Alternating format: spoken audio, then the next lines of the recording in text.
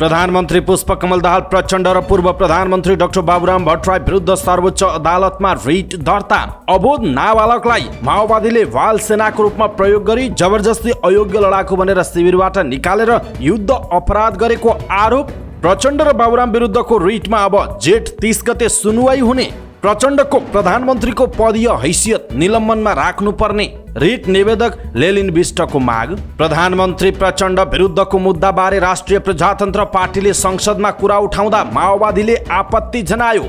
राप्रपाले संसदबाटै माग्यो प्रधानमन्त्री प्रचण्डको राजीनामा। सरकारले संसदमा प्रस्तुत गरेको बजेट फिर्ता लिनुपर्ने एमाले सचेतक महेश बर्तौलाको भनाई। बजेट नसच्याए सरकार ढल्ने नेकपा एकीकृत समाजवादीका अध्यक्ष माधव कुमार नेपालको चेतावनी। बजेटकै कारण सरकार नढल्ने माओवादी केन्द्रका सांसद माधव सापकोटाको जिकिर। एमालेले संसदलाई अनिर्णयको बन्दी बनाउन खोजेको कांग्रेस सांसद रामहरि खतिवडाको भनाई। बजेट प्रणालीमा सुधार गरौँ भन्दै कांग्रेस महामन्त्री गगन थापाको सुझाव। बजेट बारे गोकर्ण विष्टको टिप्पणी। जुनकेरीको पिँधले स्वर्ग उज्यालो हुँदैन। राजनीतिलाई सफा नगरी देश परिवर्तन सम्भव नरहेको गृहमन्त्री नारायण काजी श्रेष्ठको टिप्पणी। नक्कली भुटानी शरणार्थी प्रकरणका अभियुक्त इजलासमा टेकनाथ रिजालले गरे गुनासो। श्रीमान हिरासतमा सास फेर्न पनि गाह्रो भयो। नक्कली भुटानी शरणार्थी प्रकरणमा सचिव टेकनारायण पाण्डे र सन्दीप रायमाझीको तर्फबाट बहस सकियो। सचिव पाण्डेले मागेको गिफ्ट सूचना हो भन्दै कानुन व्यवसायीहरूको जिकिर। नक्कली भुटानी शरणार्थी प्रकरणमा पछिल्लो समय के भइरहेको छ यसको विषयमा पुरै जानकारी। स्वास्थ्य बीमा व्यवस्थित बनाउन भने जस्तो मान्छे पाउनै सकिन भन्दै स्वास्थ्य मन्त्री मोहन बहादुर बस्नेतको भनाई। राष्ट्रिय सरोकार समितिको बैठकमा सुरक्षा विज्ञहरूले राष्ट्रिय सुरक्षा नीतिको प्रभावकारी कार्यान्वयनमा जोड दिए। संसदमा राज संस्थाको ओकालत नगर्न राप्रपाका नेता ज्ञानेन्द्र शाहीलाई नेकपा माओवादी केन्द्रका सांसद लेखनाथ दाहालको चेतावनी। राप्रपाले हिन्दू राष्ट्रका लागि ल्याएको संविधान संशोधनको प्रस्तावमा प्रधानमन्त्रीको अग्नि परीक्षा हुने। राष्ट्रिय प्रजातन्त्र पार्टीका अध्यक्ष राजेन्द्र लिङदेनको टिप्पणी। आगामी वर्षदेखि बिहान 10 बजे बजेट घोषणा गरौँ भन्दै नेपाली कांग्रेसका सांसद दीपक गिरीको प्रस्ताव। बजेट माथिको छलफल सकियो। आज अर्थमन्त्री डाक्टर प्रकाश शरण महतले जवाफ दिने। विश्वविद्यालयहरूले पठन पाठनको शैली परिवर्तन गर्न आवश्यक रहेको प्रधानमन्त्री पुष्पकमल दाहाल प्रचण्डको भनाई। म निर्वाचित भएको 6 महिनामै कामको परिणाम देखिन थालेको छ भन्दै सांसद विनोद चौधरीको जिकिर। युक्रेन युद्धसँगै सैनिक भर्ती बारे पुटिनले गरेको निर्णय। नेपालीहरू पनि रुसी फौजमा प्रवेश गर्दै। नेपालीहरू रुसी सेनामा भर्ती भएको विषय दूतावासहरू अनभिज्ञ।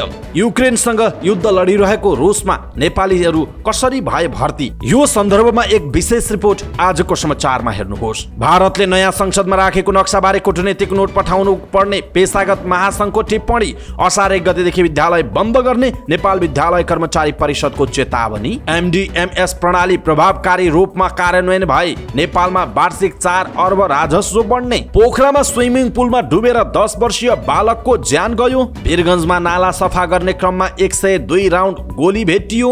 नेपालमा अभिलेख नभएको चरा कोशी टप्पुमा भेटियो। काठमाडौँ विश्वविद्यालय केयुमा 73 विदेशी सहित 1200 विद्यार्थीहरू दीक्षित। भारतको उत्तराखण्डमा सडक दुर्घटना हुँदा 4 जना नेपालीको ज्यान गयो। काजकिस्तानमा डडेलोमा परेर 3 जनाको मृत्यु, 11 जना बेपत्ता। साफ च्याम्पियनसिपको तयारी स्वरूप मैत्रीपूर्ण खेलका लागि फिलिपिन्स जान लागेको नेपाली पुरुष फुटबल टोलीको विदाई। साफ च्याम्पियनसिप चुनौतीपूर्ण रहेको कप्तान किरण चेम्जोङको भनाई। अस्ट्रेलियाले जित्यो विश्व टेस्ट च्याम्पियनसिपको उपाधि। भारत फेरि उपविजेता बन्यो। समाचार पार्टी हेल्थ टिप्स अन्तर्गत आज हामी खराब कोलेस्ट्रोल के हो, खराब कोलेस्ट्रोल हाम्रो शरीरमा के कारणले बढ्छ भन्ने विषयवस्तुमा जानकारी दिनेछौँ र समाचारको अन्त्यमा समाचार पार्टी सामान्य ज्ञान प्रस्तुत गर्छौँ। हामीलाई अन्तिमसम्म हेर्नुहोला। दर्शक महानुभाव नमस्कार। समाचार पार्टी .com को न्यूज बुलेटिनमा यहाँलाई हार्दिक स्वागत छ। म प्रहलाद चन्द्र घिमिरे।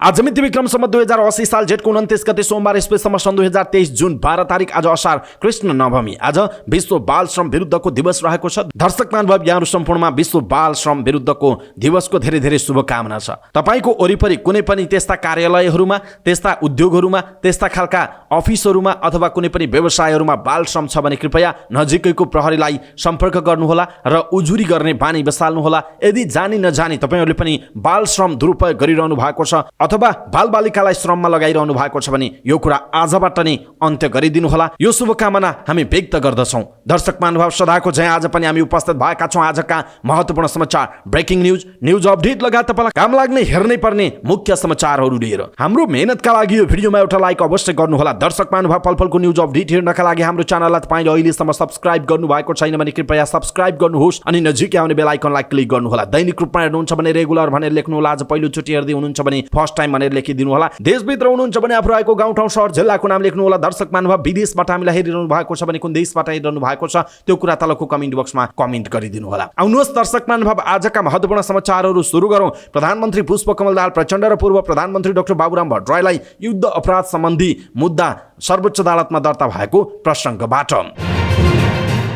प्रधानमन्त्री पुष्पकमल दाहाल प्रचण्ड र नेता डाक्टर बाबुराम भट्टराईलाई कारबाही गर्न माग गर्दै परेको रिट सर्वोच्च अदालतमा दर्ता भएको छ। सशस्त्र युद्धका बेला बालसेना लेलिन बिष्टले आफू जस्ता अबुध नाबालकलाई तत्कालीन माओवादीले बालसेनाको रूपमा प्रयोग गरेर जबरजस्ती अयोग्य लडाकु भनेर शिविरबाट निकालेर युद्ध अपराध गरेको भन्दै प्रचण्ड र भट्टराईलाई विपक्षी बनाएर सर्वोच्च अदालतमा रिट दिनुभएको हो। यसअघि बिष्टको रिट सर्वोच्च प्रशासनले सङ्क्रमणकालीन न्याय अनुरूप निरूपण हुने भन्दै रिट दरपेट गरिदिएको थियो। दरपेट विरुद्ध बिष्टले दिएको निवेदनमा सुनवाई गर्दै न्यायाधीश आनन्द मोहन भट्टराईको एकल इजलासले गत शुक्रबार रिट दर्ता गर्न आदेश दिएको छ।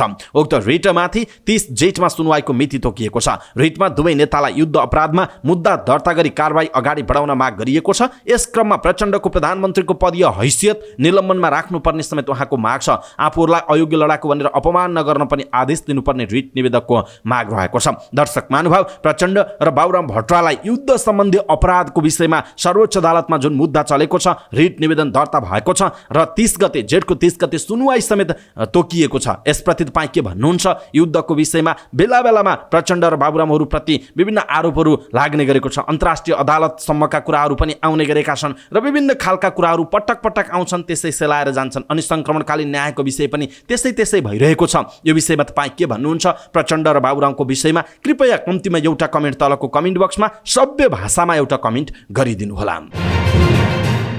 राष्ट्रिय प्रजातन्त्र पार्टी राप्रपाले सर्वोच्चमा मुद्दा परेको अवस्थामा प्रधानमन्त्री पुष्पकमल दाहालले राजीनामा दिनुपर्ने भन्दै संसदमा प्रश्न उठाएको छ। राष्ट्रिय प्रजातन्त्र पार्टीका प्रमुख सचेतक ज्ञानबहादुर साईले संसदमा प्रधानमन्त्री विरुद्ध सर्वोच्चमा मुद्दा परेको र मङ्गलबार पेशी रहेको भन्दै राजीनामा दिनुपर्ने माग उठाउनुभयो।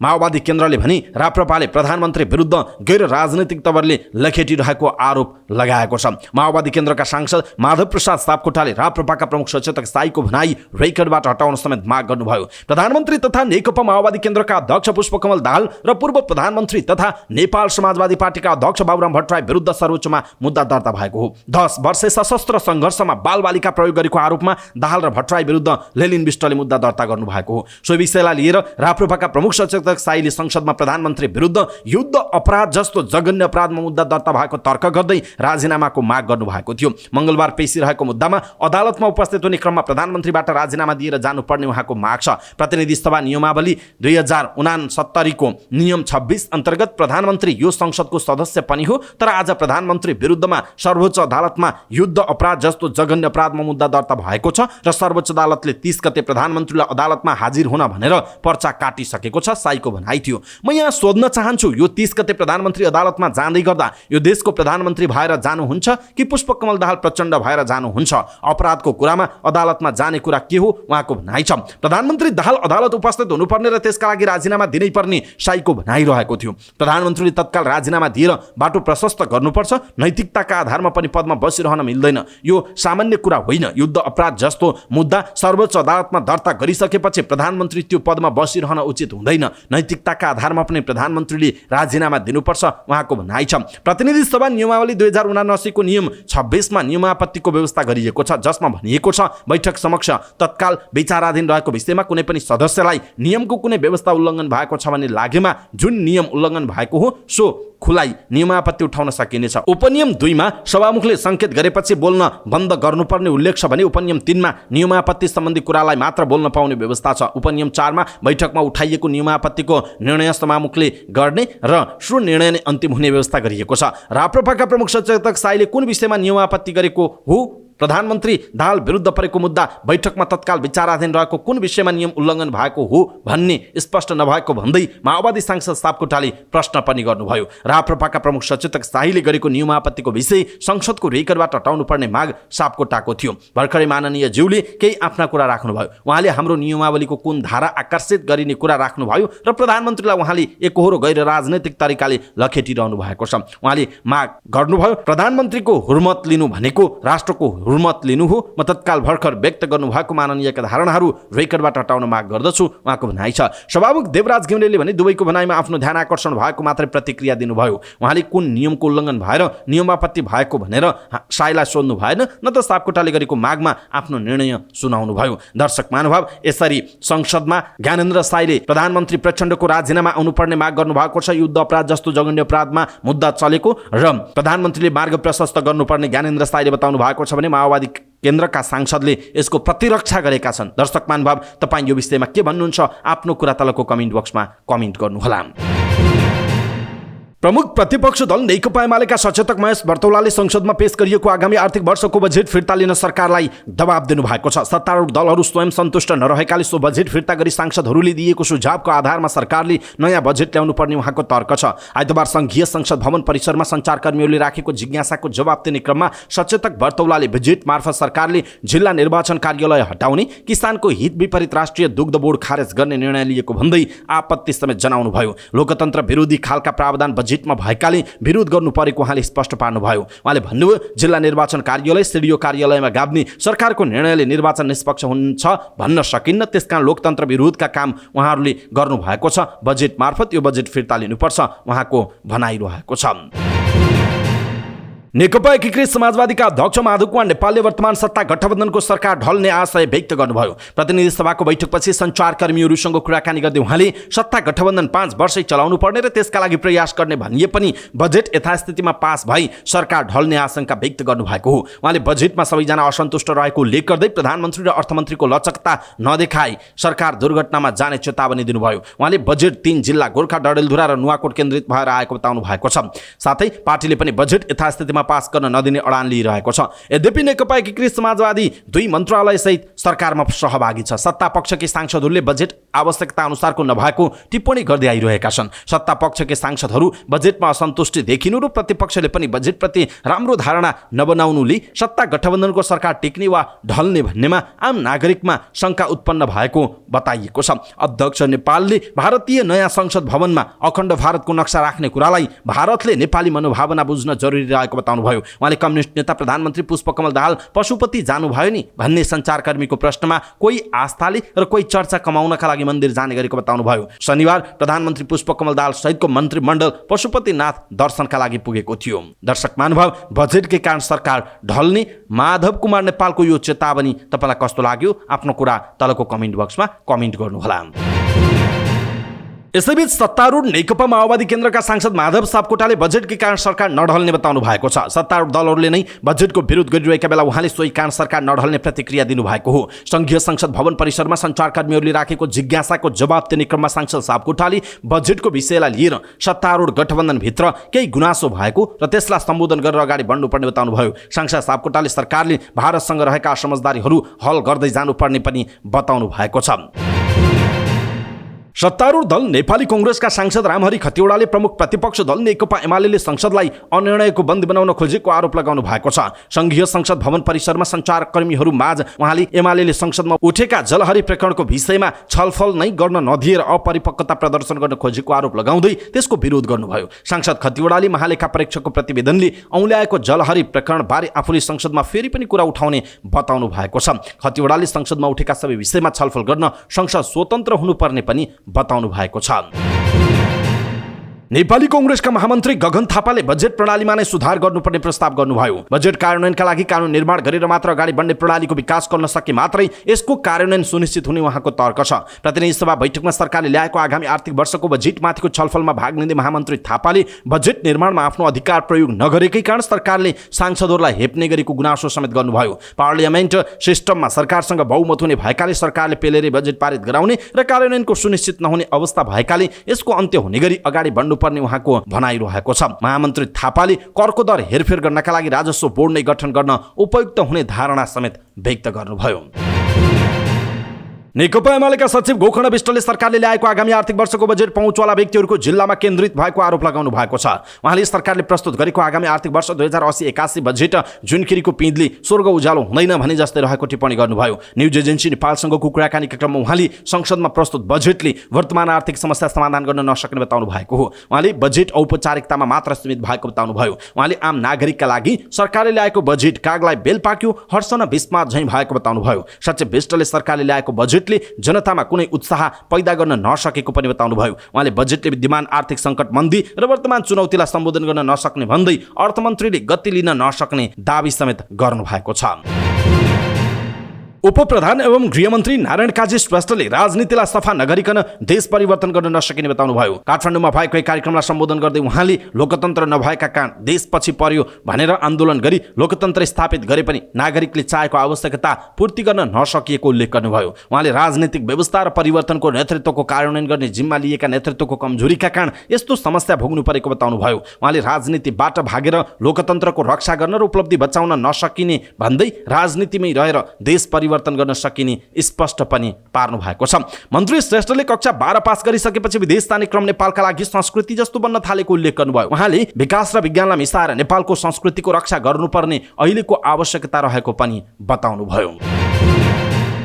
नक्कली भुटानी शरणार्थी प्रकरणको थुन्चेक बहस भइरहेका बेला प्रतिवादीहरूले हिरासत कक्षमा बस्न समस्या भइरहेको भन्दै इजलासमा गुनासो गरेका छन्। आइतबारका लागि बहस सकिएपछि टेकनाथ रिजाल र शमशेर मियाले न्यायाधीश प्रेमप्रसाद नेउपानेको सामुन्ने पुगेर गुनासो गरेका थिए। हज कमिटीका अध्यक्ष समेत रहेका शमशेरले हिरासत कक्षमा नमाज पढ्न नपाएकोदेखि प्रहरीले आफ्नो कुराहरू नसुन्ने गरेको समेत बताएका छन्। हिजोसम्म हामीलाई दरबार मार्ग वृत्तमा राखिएको थियो, तर अचानक टेकु सारिएपछि त्यहाँ निकै गाह्रो भएको छ। मैले दैनिक 5 पटक नमाज पढ्ने गरेको थिएँ, तर टेकुमा निकै समस्या परेको छ। त्यहाँका प्रहरी निकै खराब रहेछन्, कसैले कुरा सुन्दैनन्, अनुहार पनि किनेको पानीले धुनुपर्छ मियाले भनेका छन्। त्यसपछि टेकनाथ रिजालले टेकुको हिरासतमा सास फेर्न पनि समस्या हुने गरेको बताएका छन्। खप्टिएर बस्नुपर्छ, सास फेर्न पनि गाह्रो भयो उनले भनेका छन्। त्यसपछि न्यायाधीश नेउपानेले गुनासो तत्काल समाधान गर्न प्रहरीलाई निर्देशन दिनुभयो। मानिसका धार्मिक सांस्कृतिक कुराहरूलाई हामीले हेरिदिनुपर्छ उहाँले भन्नुभयो। दरबार मार्ग वृत्तमा राखिएका 4 जनालाई शनिबार दिउँसो टेकु सारिएको थियो।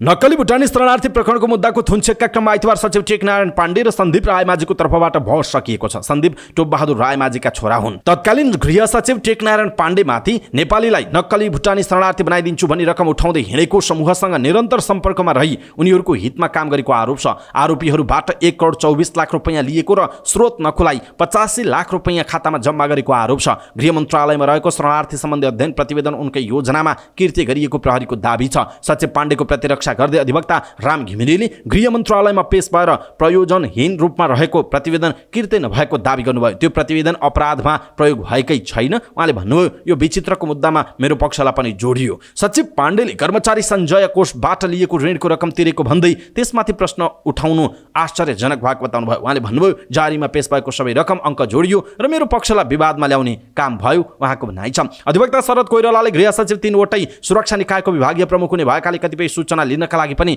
ती व्यक्तिहरूलाई प्रयोग गरिएको बताउनुभयो। मुलुकको सुरक्षा संवेदनशीलता जोडिने विषय भएकाले गृहमन्त्री र गृह सचिवको सूचना आदान प्रदानलाई प्रमाणको रूपमा लिन मिल्दैन उहाँले थप्नु भएको छ। अधिवक्ता गणेश रेग्मीले सचिव पाण्डे शिक्षाको क्लस्टरबाट सोझै गृह प्रशासनमा पुगेकाले पनि त्यहाँ रहेका कतिपय कर्मचारीहरूले पूर्वाग्रही भएर दुःख दिएको दाबी गर्नुभयो। उहाँले फेरि भुटानी शरणार्थी नेता टेकनाथ रिजालको प्रसङ्ग निकाल्नुभयो। रिजालले आफ्नो किताबमा भुटानी राजाले आफूलाई यातना दिएको र राजाको गिफ्टको रूपमा आफूले सधैँभरि मानसिक समस्या खेपिरहेको पुस्तकमा उल्लेख गर्नुभएको छ। त्यही गिफ्ट शब्दलाई अधिवक्ता रेग्मीले पनि दोहोर्याउनु भयो। उहाँले गृह सचिव पाण्डेले केशव प्रसाद दुलालसँगको संवादका क्रममा सूचनालाई गिफ्ट भनी प्रयोग गरेको दावी गर्नुभयो। दुलाल र पाण्डे बीच गिफ्ट आदान प्रदान बारे च्याटमा संवाद भएको थियो, जसमा सचिव पाण्डेले दुलाललाई पटक पटक मन्त्री बालकृष्ण खाँडका लागि गिफ्ट ल्याइदिएको हो कि होइन भनी सोधिरहेका थिए।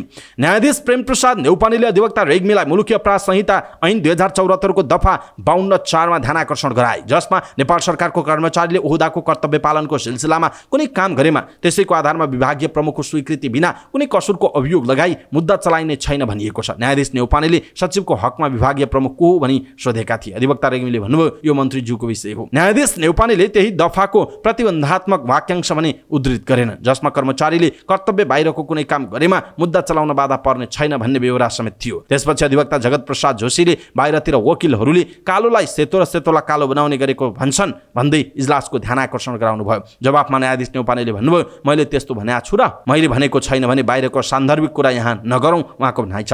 अधिवक्ता जोशीले ठगी मुद्दा प्रमाणित नहुने जिकिर गर्दै चाटमा सचिव पाण्डेले गिफ्ट बनेको विषय सूचना हो भन्ने जिकिर दोहोऱ्याइरहनु भयो। उहाँले भन्नुभयो, जनआन्दोलनका बेलामा गुप्तचरहरूले व्यक्ति पक्राउ गर्दा बिस्कुट बरामद भयो भनेर साङ्केतिक कुरा गरेको मलाई थाहा छ श्रीमान भनेर भन्नुभयो। न्यायाधीश न्यौपानेले सोध्नुभयो, सचिव जस्तो मान्छेले कुनै ओहदा वा विशेष भूमिकामा नभएकाहरूलाई के आधारमा सूचना माग्न सम्पर्क गर्नु परेको होला?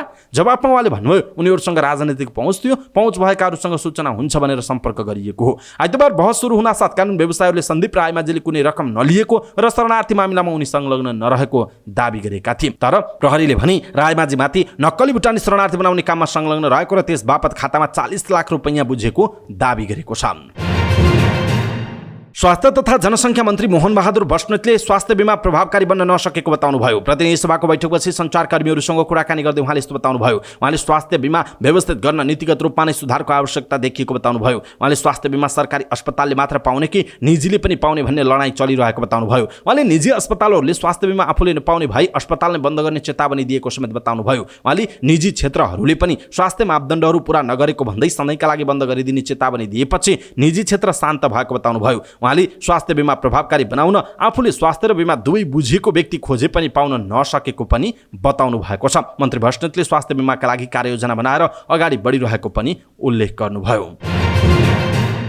सुरक्षा विज्ञहरूले राष्ट्रिय सुरक्षा नीतिको प्रभावकारी कार्यान्वयनमा जोड दिएका छन्। राष्ट्रिय सभा अन्तर्गतको राष्ट्रिय सरोकार तथा समन्वय समितिको बैठकमा बोल्दै सुरक्षा विज्ञहरूले राष्ट्रिय सुरक्षा नीतिको समयानुकूल परिमार्जन गर्दै प्रभावकारी कार्यान्वयन गर्नुपर्नेमा जोड दिएका हुन्। बैठकमा बोल्दै पूर्व सचिव तथा राष्ट्रिय सुरक्षा विज्ञ खेमराज रेग्मीले प्रदेश सरकारका गृहमन्त्री र गृह सचिवहरूलाई कुनै अधिकार नदिएको भन्दै यस्तो प्रवृत्तिको अन्त्य हुनुपर्ने बताउनुभयो। उहाँले प्रमुख जिल्ला अधिकारीहरूलाई प्रदेश सरकारको गृह मन्त्रालयप्रति उत्तरदायी बनाउनु पर्नेमा जोड दिनुभयो। पूर्व सचिव तथा राष्ट्रिय सुरक्षा विज्ञ वामन प्रसाद न्यौपानेले प्रधानमन्त्री र मुख्यमन्त्रीहरूका बीचमा समन्वयात्मक बैठक बस्न नसक्नु र तीन तहका सरकारका बीचमा समन्वय हुन नसक्नु नै देशको सुरक्षा चुनौती भएको बताउनुभयो। उहाँले अन्तर्राष्ट्रिय आतंकवादी सङ्गठनहरूको छाया पनि नेपालमा परिरहेको उल्लेख गर्दै त्यो पनि सुरक्षा चुनौतीको रूपमा रहेको उल्लेख गर्नुभयो। उहाँले देशमा सुशासनको कायम गर्दै भ्रष्टाचारको नियन्त्रण गर्नुपर्ने बताउनु भएको छ। त्यसैगरी बैठकमा बोल्दै राष्ट्रिय सुरक्षा विज्ञ केशर बहादुर भण्डारीले देशको राष्ट्रिय सुरक्षा नीतिमा पर्याप्त कुराहरू नलेखिएको बताउनुभयो। उहाँले विभिन्न निकायहरूमा रहेका ऐन नियम कानुनहरूलाई सङ्गठित गर्दै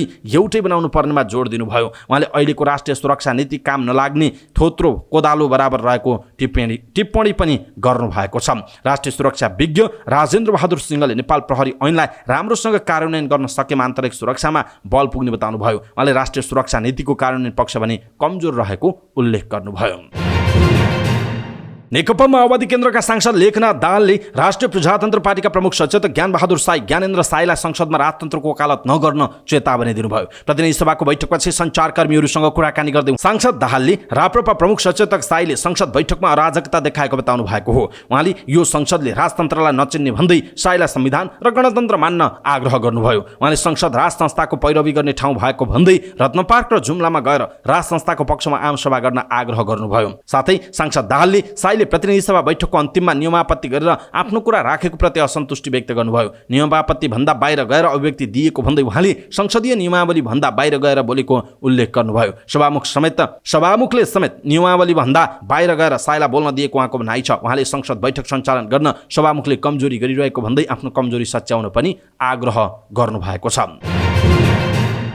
राष्ट्रिय प्रजातन्त्र पार्टीका अध्यक्ष राजेन्द्र प्रसाद लिङदेनले प्रधानमन्त्री पुष्पकमल दाहाल प्रचण्डले जनतालाई देखाउनका लागि मात्रै पशुपतिनाथको दर्शन गरेको टिप्पणी गर्नुभयो। प्रतिनिधि सभाको बैठकपछि सञ्चारकर्मीहरूसँग कुराकानी गर्दै उहाँले यस्तो बताउनु भएको हो। उहाँले देशको प्रधानमन्त्री मन्त्री प्रतिनिधिले हिन्दू राष्ट्रको मुद्दालाई अन्तर्हृदयबाट नै स्वीकार गरेको भई स्वागत योग्य रहेको बताउनुभयो। उहाँले प्रधानमन्त्री दाहालले भारत भ्रमणमा भारतीयहरूले गेरु वस्त्र लगाइदिएपछि पशुपतिनाथमा पहिलोपटक पुगेर नेपालीहरूलाई देखाउनका लागि मात्रै प्रधानमन्त्रीले पशुपतिनाथको दर्शन गर्नुभएको बताउनुभयो। उहाँले कसैलाई चित्त बुझाउनका लागि पशुपतिनाथको दर्शन गरेको भई दुर्भाग्य भएको बताउनुभयो। उहाँले प्रधानमन्त्री दाहालले पशुपतिनाथको दर्शन गर्नुको रहस्य राप्रपाले हिन्दू राष्ट्र बनाउनका लागि ल्याएको प्रस्तावबाट पत्ता लाग्ने बताउनुभयो। उहाँले राप्रपाले उपयुक्त समयमा हिन्दू राष्ट्रका लागि संविधान संशोधनको प्रस्ताव ल्याउने बताउनु भएको छ।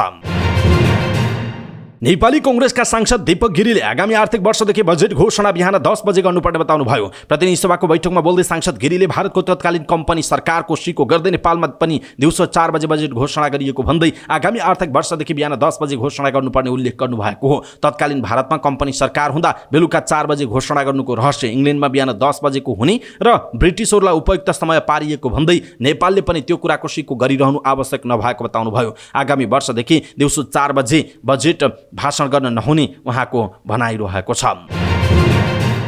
प्रतिनिधि सभामा आर्थिक वर्ष 2080-81 को बजेटमाथिको सामान्य छलफलमा सांसदहरूले धारणा राख्ने क्रम सकिएको छ। आइतबारको बैठकमा सांसदहरूले बजेटमाथि आफ्ना धारणा राखेका थिए। छलफलमा उठेका विषयमा अर्थमन्त्री डाक्टर प्रकाश शरण महतले आज प्रतिनिधि सभाको बैठकमा जवाफ दिने सभामुख देवराज घिमिरेले जानकारी दिनुभयो। हिजोको बैठकमा पूर्व अर्थमन्त्री विष्णु पौडेलले सरकारको नीति तथा कार्यक्रम र बजेटमाथि तालमेल नभएको बताउनु भएको थियो। कांग्रेस महामन्त्री गगन थापाले पनि बजेट प्रणालीमै सुधार गर्नुपर्ने प्रस्ताव गर्नुभएको थियो।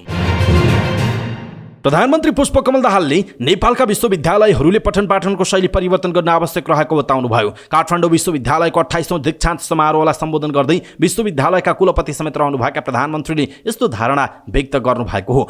विश्वविद्यालय तहको अध्ययन अनुसन्धानलाई सबल बनाउन सरकारले अनुसन्धानका कार्यहरू विश्वविद्यालय मार्फत गराउने निर्णय गरिसकेको जानकारी गराउँदै प्रधानमन्त्री प्रचण्डले विश्वविद्यालयहरू आफै नमुना संस्थाको रूपमा सञ्चालन हुनुपर्ने बताउनुभयो। पछिल्लो वर्षहरूमा विश्वविद्यालय स्थापना गर्ने होडबाजी चले पनि शिक्षाको गुणस्तर र विश्वसनीयताको प्रश्न खडा भइरहेको उहाँले उल्लेख गर्नुभएको छ। नेपाली कांग्रेसका नेता एवं प्रतिनिधि सभा सदस्य विनोद चौधरीले आफूले सुरु गरेको विकासका कामको परिणाम देखिन थालेको बताउनुभयो। उहाँले नवलपरासी 1 को विकासका लागि व्यवस्थित रूपमा कामको सुरुवात भएको बताउनु भएको छ। परासीमा आइतबार आयोजित पत्रकार सम्मेलनमा सांसद चौधरीले भन्नुभएको छ, हामीले विभिन्न अवरोध र असहयोगलाई चिर्दै सकारात्मक सोचका साथ प्रतिबद्धतापूर्ण रूपमा यो क्षेत्रको विकासका लागि काम गरेका छौँ। म निर्वाचित भएको 6 महिनामै त्यसको परिणाम तपाईहरू सबैले देख्नु भएको छ। उहाँले चुनावी प्रतिबद्धता कार्यान्वयनमा आफू इमानदार भएको पनि बताउनुभयो। उहाँले वर्षौंदेखि समस्याका रूपमा रहेको गण्डका योजनाको कामले तीव्रता पाएको बताउनु भएको छ। सांसद चौधरीले निर्वाचित भएपछि नारायणगढ बुटवल सडक खण्डको निर्माण कार्यले तीव्रता पाएको पनि बताउनु भएको छ। त्यस्तै तराई मधेसको लाइफलाइन मानिने हुलाकी राजमार्गको काम अगाडि बढेको पनि सांसद चौधरीको दाबी रहेको छ। उहाँले केराको उत्पादन, बिउ र बिजारीकरणको विषयमा पनि आफूले काम गरिरहेको बताउनुभयो।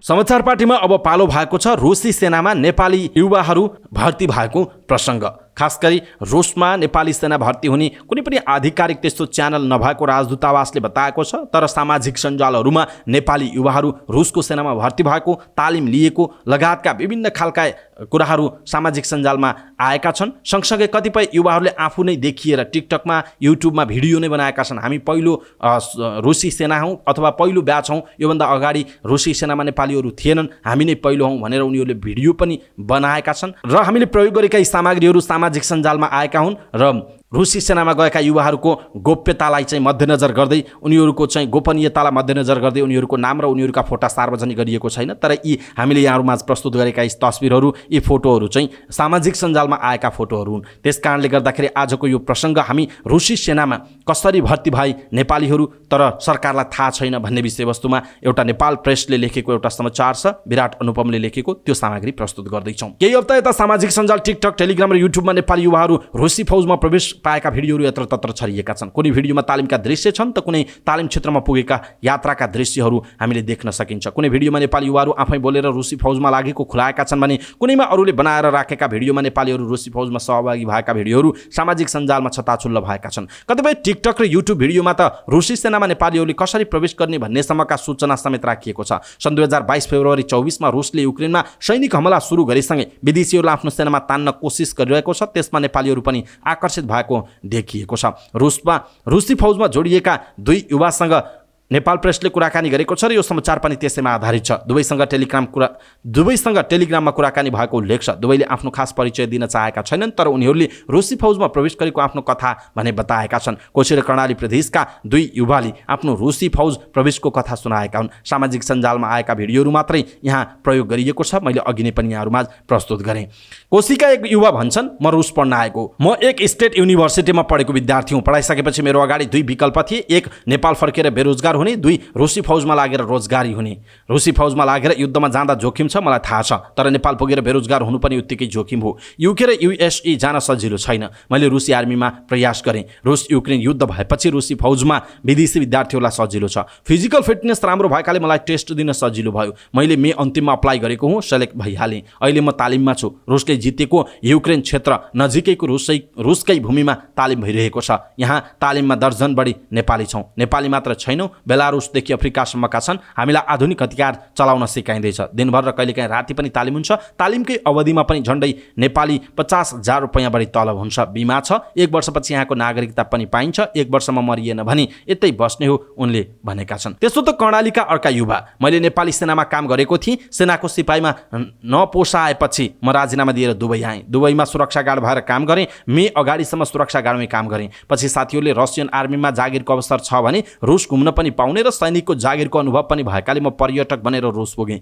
रुस र दुबईको सेना उडान भएकाले सहज भयो। अहिले रुसी फौजमा जोडिएको छु। नेपाली सेनाको तालिम लिएकाले रुसी फौजमा तालिममा कुनै गाह्रो भएको छैन। नेपालको जस्तै पहाड भएको ठाउँमा हामी छौँ। यहाँ झन्डै 200 विदेशी र 3 नेपाली साथीसँगै म छु। हामीले फ्रान्सको आर्मीमा जाने सोचेका थियौँ। त्यहाँ लामो प्रक्रिया र युरोप छिर्ने गाह्रो थियो। रुस सजिलो भयो, यतै आइयो। अहिले तालिम चलिरहेको छ। अहिले रुसी भाषा जान्नै पर्छ भन्ने नियम छैन। अङ्ग्रेजी भाषा मात्रै जान्दा पनि हुन्छ उनले भनेका छन्।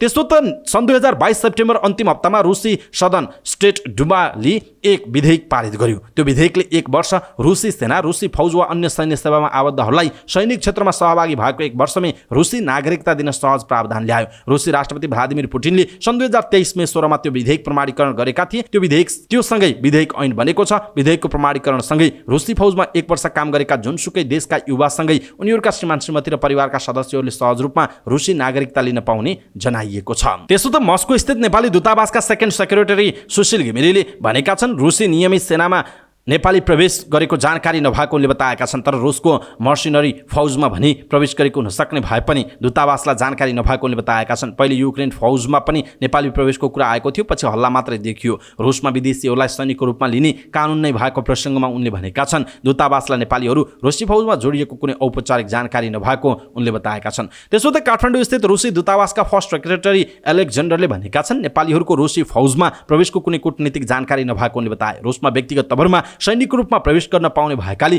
व्यक्तिगत रूपमा भएको प्रवेशमा कूटनीतिक जानकारी नहुने उनको भनाइ छ। दर्शक महानुभाव, रुस अहिले युक्रेनसँग युद्ध लडिरहेको छ। यस्तो अवस्थामा फौजको आवश्यकता छ अथवा भनौँ सेनाहरूको आवश्यकता छ। यही आवश्यकतालाई मध्यनजर गर्दै रुसले जुनसुकै देशबाट आएर पनि रुसी फौजमा चाहिँ अथवा रुसी सेनामा जोइन हुन सक्ने भनेर एउटा विधेयक बनायो र 1 वर्षमा त्यस्ता सेनाहरूलाई नागरिकता पनि दिने भन्यो र राम्रो तलब पाएको र नेपालमा फर्कँदा बेरोजगारी भइने डरले खास गरी नेपालीहरू पनि त्यही युद्धको भुमरीमा फँसेका छन्। उनीहरू आफ्नो परिवारका लागि मरे मरिएला, बाँचे त आफ्नो जिन्दगी बन्ला कि भनेर यसरी युद्ध भएका क्षेत्रहरूमा पनि जान बाध्य छन् नेपालीहरू। दर्शक महानुभाव, यसप्रति तपाईँको धारणा के छ? आफ्नो धारणा तलको कमेन्ट बक्समा कमेन्ट गर्नुहोला। समय सान्दर्भिक ठानेर हामीले यो समाचार नेपाल प्रेसबाट यहाँहरूमाझ प्रस्तुत गरेका हौँ।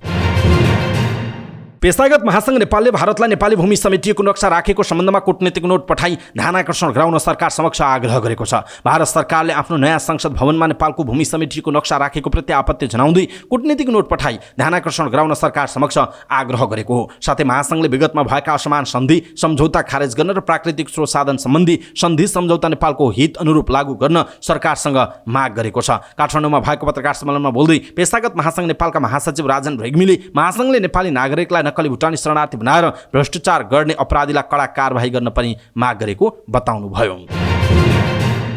नेपाल विद्यालय कर्मचारी परिषदले सामुदायिक विद्यालयका कर्मचारीलाई बजेटमा सम्बोधन नगरिएको भन्दै थाली बजाएर प्रदर्शन गरेको छ। काठमाडौँको बानेश्वरमा उनीहरूले थाल बजाएर सरकारको विरोध गरेका हुन्। उनीहरूले सरकारको नीति तथा कार्यक्रममा सामुदायिक विद्यालयका कर्मचारीलाई बजेटमा सम्बोधन गरिनेछ भन्ने विषय उल्लेख नगरेको र बजेटमा आफूहरूलाई कुनै पनि सम्बोधन नभएको भन्दै विरोध जनाएका हुन्। विरोध कार्यक्रममा बोल्दै नेपाल विद्यालय कर्मचारी परिषदका राष्ट्रिय अध्यक्ष गङ्गाराम तिवारीले 2079 भाद्र 19 गते तत्कालीन शिक्षा मन्त्री देवेन्द्र पौडेलको मन्त्रीस्तरीय निर्णय गरी सामुदायिक विद्यालयका कर्मचारीको तलब कर्मचारीको 2 तहको तलबमान वृद्धि गर्ने भने पनि बजेटमा कुनै सम्बोधन नभएकाले बाध्य भएर विरोध गर्नु परेको बताउनुभयो। उहाँले आजका दिनसम्म शान्तिपूर्ण आन्दोलन गरे पनि असारको 1 गतेसम्म पनि आफ्ना मागहरू पूरा नभई अनिश्चितकालका लागि सामुदायिक विद्यालयहरू बन्द गर्ने चेतावनी दिनुभयो। उहाँले जेठको 29 गतेबाट काठमाडौँमा रेली अनसन बस्ने पनि बताउनु भएको छ। उनीहरूले संघीय शिक्षा ऐन जारी गर, मुद्दा नम्बर 127 लागू गर, संविधानको धारा 31 लागू गर, हाम्रो माग पूरा गर लगायतका माग राखी विरोध प्रदर्शन गरेका हुन्। मोबाइल आयातकर्ता व्यवसायीले मोबाइल डिभाइस म्यानेजमेन्ट सिस्टम प्रभावकारी रूपमा कार्यान्वयन आए नेपालमा वार्षिक 4 अर्ब रुपैयाँ थप राजस्व बढ्ने बताएका छन्। आइतबार मोबाइल आयातकर्ता व्यवसायीहरूले एमडिएमएस प्रणालीका विषयमा जानकारी दिन काठमाडौँमा आयोजना गरेको अन्तर्क्रिया कार्यक्रममा यस्तो बताएका हुन्। उनीहरूले एमडिएमएस प्रणाली लागू नहुँदा अर्बौं रुपैयाँ बराबरका मोबाइलहरू अवैध रूपमा नेपाल आएको र जसबाट राज्यले 4 अर्ब रुपैयाँ बराबरको राजस्व गुमाउने गरेको सरकारले तत्काल प्रभावकारी रूपमा मोबाइल डिभाइस म्यानेजमेन्ट सिस्टम लागू गरी 4 अर्ब बराबरको राजस्व बढ्ने बताएका हुन्। कार्यक्रममा बोल्दै मोबाइल आयातकर्ता सङ्घ नेपालका अध्यक्ष दीपक मल्होत्राले बजारमा एमडिएमएस प्रणालीका कार्यान्वयन आएसँगै मोबाइलको मूल्य बढ्छ भन्ने गलत हल्ला फैलिएको बताउनुभयो। उहाँले चोरीका रिफर्बिश्ड अनि कम गुणस्तरका फोनहरू नभित्रने हुँदा उपभोक्ता ठगिनु नपर्ने बताउनुभयो। उहाँले अवैध मोबाइल आयातले वास्तविक मोबाइल व्यवसाय 30% खुम्चिएको पनि बताउनु भएको छ। पोखरामा स्विमिङ पुलमा डुबेर एक बालकको ज्यान गएको छ। पोखरा उपमहानगरपालिका 16 भाटुली चौरमा रहेको स्विमिङ पुलमा पौडी खेल्ने क्रममा पोखरा 8 का 10 वर्षीय एनएक्स थापाको ज्यान गएको कास्की प्रहरीले जनाएको छ। पौडी खेल्दा डुबेर बेहोस भएका थापालाई उपचारका लागि दीप अस्पताल लगिएको थियो। बालक उपचारका क्रममा ज्यान गएको प्रहरीले जनाएको छ। वीरगञ्जमा सडकको नाला सफा गर्ने क्रममा विभिन्न हतियारमा प्रयोग हुने 120 राउन्ड गोली फेला परेको छ। आइतबार बिहान 8:30 बजे पर्साको वीरगञ्ज महानगरपालिका 10 मा डोजर प्रयोग गरेर नाला सफा गर्ने क्रममा फोहोरमा प्लास्टिकको झोलाभित्र फेला परेको थियो। जनप्रतिनिधिहरूको रोबरमा झोला खोल्दा विभिन्न प्रकारका हतियारमा प्रयोग हुने 102 राउन्ड गोली भेटिएको पर्साका प्रहरी प्रवक्ता डिएसपी निर्मल बुढाथोकीले जानकारी दिनुभयो। उक्त गोलीबारे अनुसन्धान भइरहेको प्रहरीले जनाएको छ।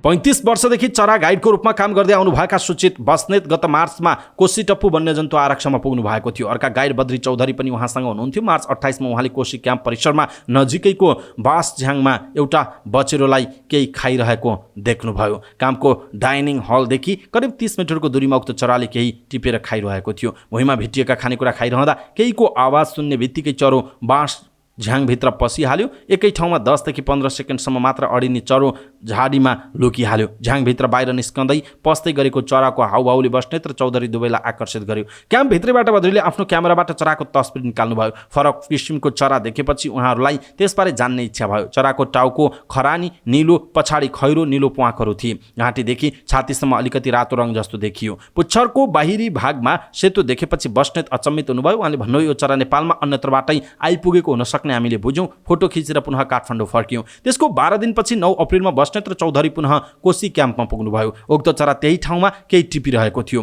धोबी चराले लकेर्दा बास झ्याङभित्र पस्थ्यो।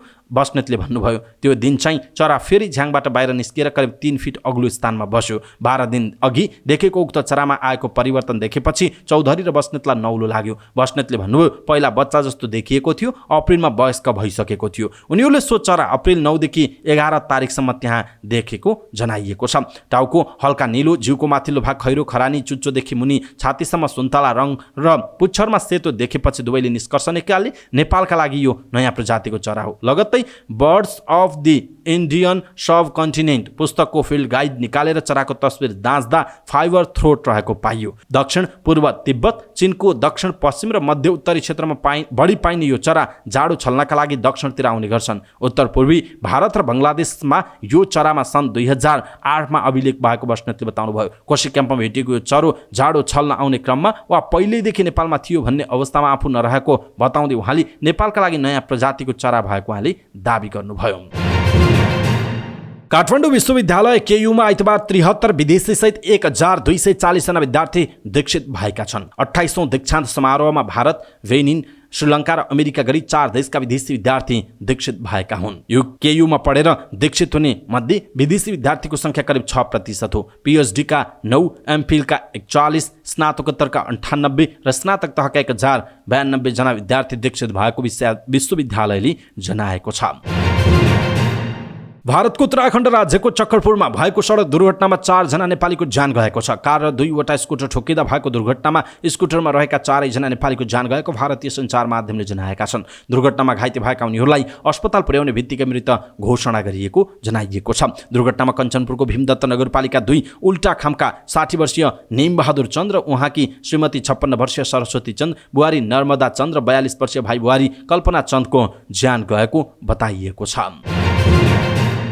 काजाकिस्तानको अवैध क्षेत्रमा जङ्गली डढिलोमा परेर 3 जनाको ज्यान गएको छ। 11 जना बेपत्ता भएको स्थानीय सञ्चार माध्यमलाई उद्धृत गर्दै चिनिया समाचार संस्था सिन्हुवाले जनाएको छ। आगो निभाउने खोजी र उद्धार कार्यमा 800 भन्दा धेरै मानिस सहभागी भएको खबरमा उल्लेख छ। डढेलोको उच्च जोखिममा रहेका 700 जनालाई उद्धार गरेर सुरक्षित ठाउँमा लगिएको छ। उच्च तापक्रम, डढेलोको क्षेत्र विस्तार बन्दै जानु र हावाहुरीका कारण आगो निभाउन निकै समस्या भएको उल्लेख छ। गैराती मुख्य क्षेत्रको डढेलो निभाएसँग बिस्तारै सबै क्षेत्रको डढेलो निभाउन सहज हुने अधिकारी जनाएका छन्। जंगलमा 2वटा ठूला चट्याङ परेपछि डढेलो सुरु भएको उल्लेख छ। साफ च्याम्पियनसिपको तयारी स्वरूप मैत्रीपूर्ण खेलका लागि फिलिपिन्स जान लागेको नेपाली फुटबल टोलीलाई अखिल नेपाल फुटबल संघ एन्फाले आइतबार बिदाई गरेको छ। ललितपुर स्थित अखिल नेपाल फुटबल संघ एन्फा मुख्यालयमा एक कार्यक्रमको आयोजना गरेर नेपाली टोलीलाई बिदाई गरिएको हो। नेपालले साफ च्याम्पियनसिप अघि 32 जेठमा फिलिपिन्ससँग उसकै मैदानमा अन्तर्राष्ट्रिय मैत्रीपूर्ण फुटबल खेल खेल्दैछ।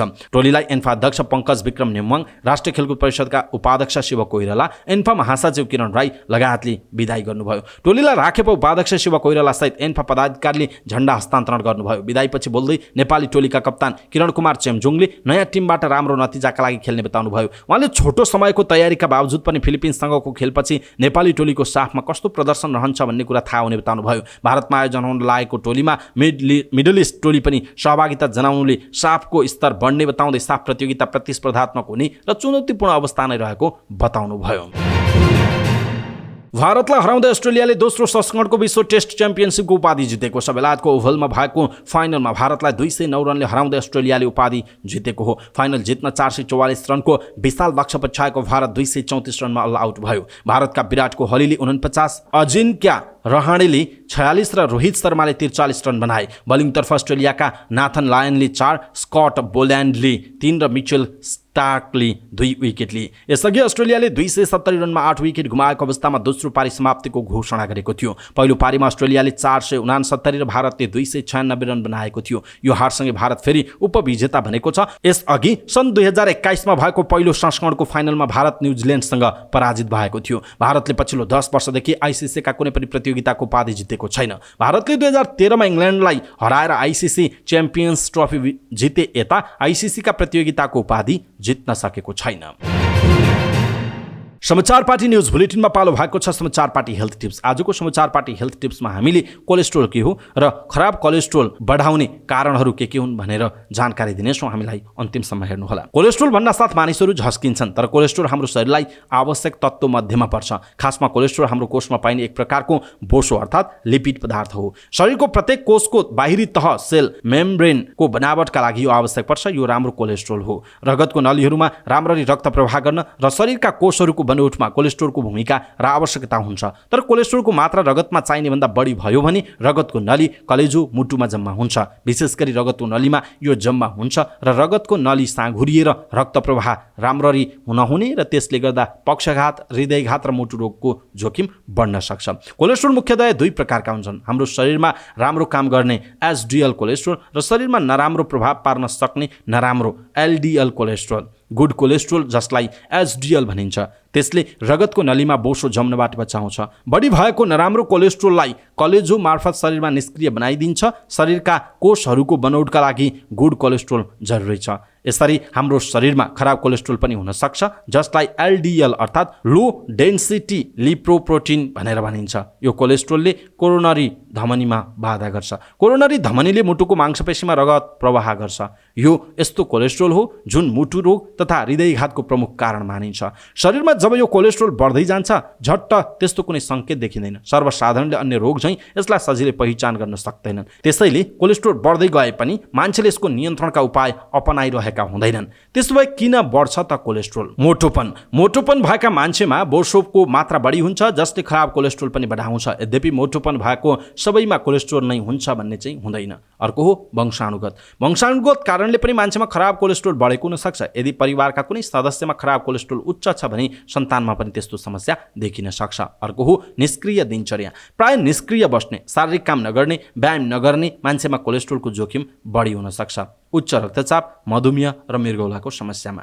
उक्त रक्तचाप, मधुमेह, मृगौलाको समस्या भएकालाई पनि खराब कोलेस्ट्रोलको समस्या हुन सक्दछ। त्यस्तै अर्को हो रातो मासु र जङ्क फुड। कतिपय यस्ता खानपान हुन्छ जसले कोलेस्ट्रोलको मात्रा बढाउन सक्छ, जस्तो रातो मासु, जङ्क फुड, तारेको खानेकुराले यस्तो समस्या निम्त्याउँछ। त्यस्तै अर्को हो जाँड रक्सी र चुरोट। जाँड रक्सी र चुरोट खानेहरूलाई कोलेस्ट्रोलको समस्या हुने उच्च भय हुन सक्दछ। त्यसकारण आज हामीले के कारणले खराब कोलेस्ट्रोल बढ्छ भन्ने विषयवस्तुमा जानकारी दियौँ। ती कारणहरू तपाईँले अभोइड गर्नुभयो, ती कारणहरूलाई तपाईँले बहिष्कार गर्नुभयो भने तपाईँलाई चाहिँ कोलेस्ट्रोलको समस्याबाट पनि मुक्ति मिल्न सक्दछ। जस्तै खराब कोलेस्ट्रोल बढ्ने कारण भनेको मोटोपन, वंशानुगत कारण हुन सक्छ, निष्क्रिय दिनचर्या हुन सक्छ, उच्च रक्तचाप, मधुमेह, मृगौलाको समस्या हुन सक्छ, रातो मासु, जङ्क फुड हुन सक्छ, जाँड रक्सी, चुरोट हुन सक्छ भने ती कुराहरू तपाईँले नगर्नुभयो अथवा गर्नुपर्ने कुराहरू गर्नुभयो भने यो कोलेस्ट्रोलबाट बच्न सकिन्छ। आज हामीले यहाँलाई महत्त्वपूर्ण तर अत्यन्त छोटो कोलेस्ट्रोलको विषयमा जानकारी दियौँ। कस्तो लाग्यो तपाईँलाई आजको हेल्थ टिप्स? कृपया एउटा कमेन्ट तलको कमेन्ट बक्समा कमेन्ट गर्नुहोला। समाचारको अन्त्यमा दैनिक रूपमा हामीले यसरी हेल्थ टिप्स प्रस्तुत गर्दै आइरहेका छौँ।